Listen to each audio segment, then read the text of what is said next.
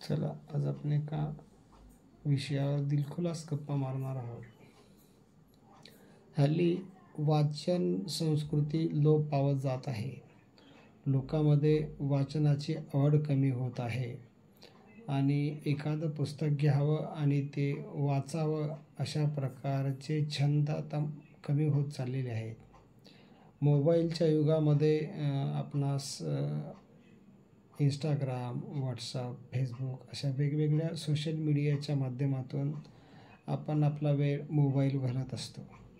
परंतु या मोबाईलच्या माध्यमातून आपल्या अंगी काही कौशल्य, काही माहिती, काय करायला पाहिजे, कसं वागायला पाहिजे, कशा प्रकारचं वर्तन आपलं असलं पाहिजे, अशा प्रकारची शिकवण मोबाईल आपल्याला शिकवू शकत नाही. संवेदनशीलता, स्नेह, आपुलकी, दया, अनुकंपा, माया हे जे सगळे गुण आहेत, हे जे संस्कार आहेत, या संस्कारातल्या गोष्टी आपल्याला पुस्तकाच्या सानिध्यामध्ये शिकता येतात. म्हणून आपण चांगल्या चांगल्या पुस्तकांचं वाचन केलं पाहिजे. जशा प्रकारे श्यामची आई हे पुस्तक पांडुरंग सदाशिव साने म्हणजे साने गुरुजींनी लिहिले. या पुस्तकाच्या माध्यमातून साने गुरुजींनी आपली आई आपल्या मुलासोबत कशा प्रकारचं वर्तन करते आणि मुलाला घडवण्यामध्ये आईची किती महत्त्वाची भूमिका आहे हे त्या पुस्तकाच्या माध्यमातून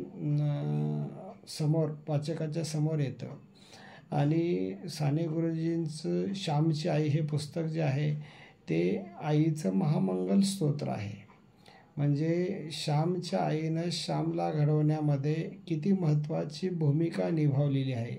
छोट्या छोट्या गोष्टीमध्ये त्याकडं विशेष लक्ष देऊन त्याचं चारित्र्य बनवण्याचा प्रयत्न केलेला आहे. आणि नंतरच्या काळामध्ये श्यामला ज्या संघर्षाचा सामना करावा लागला, त्याला जी बळ मिळालं ते त्या आईच्या प्रेमातून होतं, आईच्या वात्सल्यातून होतं. तर अशा प्रकारचं प्रेम आपल्याला त्या श्यामच्या आई या पुस्तकामधून आपल्याला पाहायला मिळतं.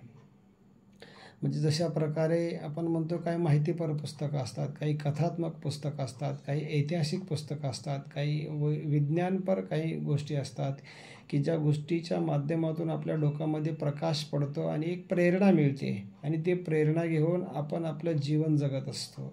जीवन जगण्याचे काही पैलू आपल्याला त्या पुस्तकामध्ये सापडतात. जसं शोध जीवनाचा या पुस्तकामधून माझा जन्म कशासाठी झाला आहे आणि मी काय केलं पाहिजे, माझ्या आयुष्याचं ध्येय काय आहे, मी जगतो आहे कशासाठी, या सगळ्या गोष्टीचा उहापोह आपल्याला त्या पुस्तकामध्ये पाहायला मिळतो.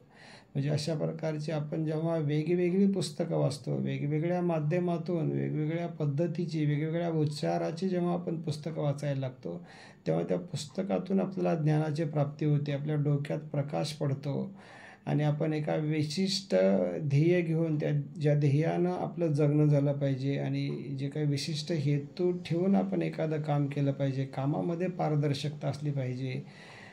तर अशा सगळ्या गोष्टी आपल्याला त्या पुस्तकाच्या माध्यमातून शिकायला मिळतात. म्हणून आपण पुस्तकांच्या सहवासात गेलं पाहिजे, चांगल्या चांगल्या पुस्तकांचं वाचन केलं पाहिजे.